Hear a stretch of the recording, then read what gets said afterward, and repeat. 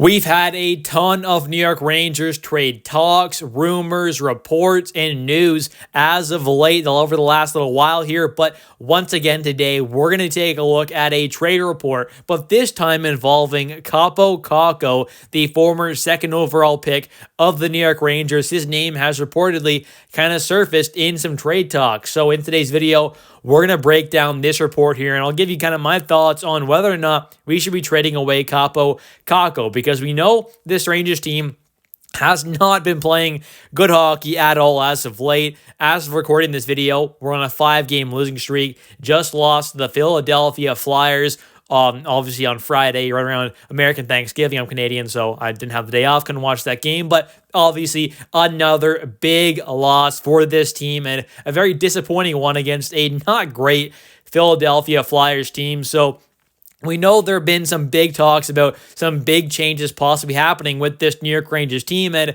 Kaapo Kakko, his name should not be brought up in these trade talks. And unless we're trading for a superstar or star level kind of guy, we should not be trading away Kaapo Kakko. Now, I'm not saying he's going to go 1-for-1 for a star level kind of guy, but what I'm saying is, unless he's a part of a package, we're doing, Kaapo Kakko, a good prospect, and a first rounder to go out there and get a true, star level kind of guy, a true impactful kind of player who's going to really change this franchise. I don't want to see Kakko traded away. I don't think it makes any sense to me.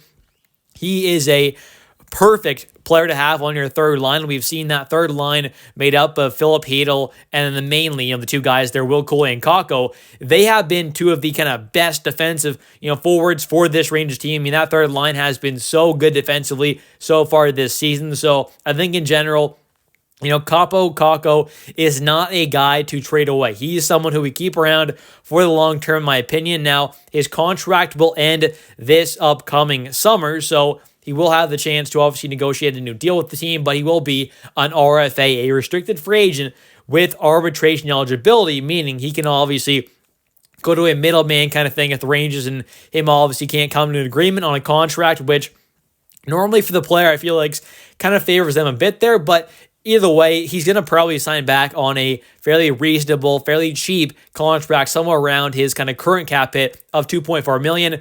Maybe he gets like a 2-year, $3.25, $3.5 million deal. Something like that would not be out of the realm of possibility, in my opinion. I think could be a pretty fair contract for both sides there, where Kakko can obviously try and kind of really prove himself, to obviously eventually sign a pretty massive contract, a much bigger one.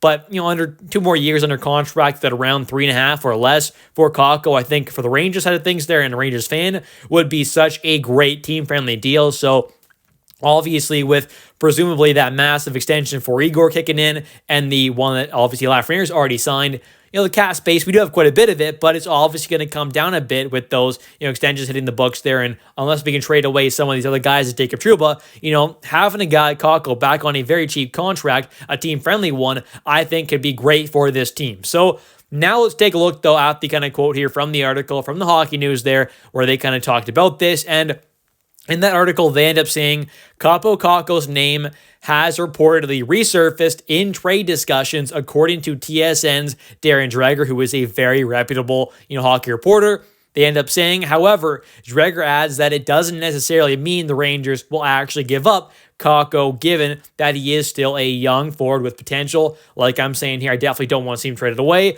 but they say, quote, lots of teams are just swirling around Chris Drury and the Rangers beyond what's been speculated this week with the news of Chris Kreider and Jacob Trouba being available. Quote, Dreger said on Insider Trading, I'm told that Kaapo Kakko's name has resurfaced now. It's not like the Rangers are willing to give this guy away. They drafted him second overall in 2019. And that obviously is kind of what I'm saying here. I mean, Kakko is a guy who I think right now may not be at his peak value overall, trade value-wise, obviously since being the former second overall pick, but this is someone who I'm a big fan of. I bought a draft day puck of his that's got signed. Just in general, I'm trying to say I'm a Kakko fan. I like Kakko a lot. I think he's a good player, and this is someone that I do think, long-term for this Rangers team can have a pretty good impact there. I think this is a guy who, is someone who should be on this team long term. He's that former second overall pick, and he may never end up, probably being that second overall pick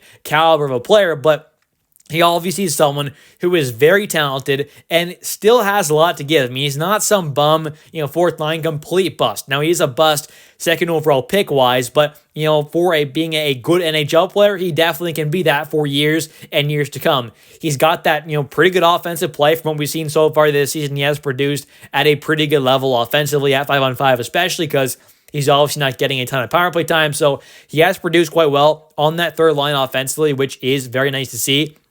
He started to have a little bit of an opportunity there to play center as well, which does up his value. Although he's not going to be more than likely a full time every day 82 game kind of centerman per season, but he's a guy who it seems like here and there can possibly kind of slot in that center spot there, which definitely provides some extra value there as well. Having a winger who has the opportunity if injuries happen, especially mid game as well. One of those top centers go down, having a guy at Kakko there who can kind of fill in at the center spot somewhere in the lineup mid-game is definitely a nice thing to have there. He's also a pretty decent face-off taker for a winger as well, so that's kind of nice there. But just in general, he is a very talented player. He's got that good offensive game, good defensive game, obviously really solid defensively, especially this season so far. Alongside Cooley there, they have been a great defensive wing duo on that third line. We're starting to see some of that offense really start to come around there after a very disappointing season, back in 2023, 2024. Last season offensively, they not put up great numbers at all. They don't have a great playoff run, but now this season has started to turn things around there. He's in a contract year, although he's still an RFA. He's going to look to get a bit of a pay raise there.